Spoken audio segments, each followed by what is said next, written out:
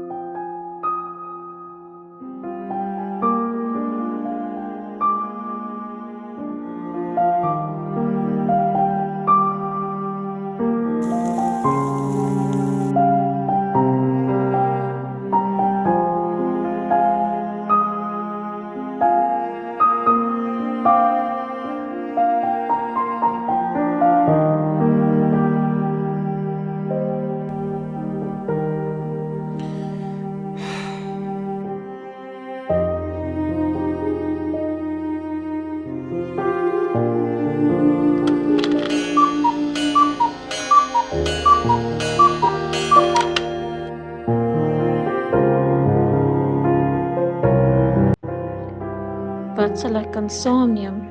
Wat sal tog pas, as ek my hele lewe moet laat inpas in 'n 23 kg tas? Wat sal ek kan saamneem en wat sal moet bly? En hoe sal die tasse lyk wat agter sal moet bly? My land en my mense, dis trauma in 'n tas.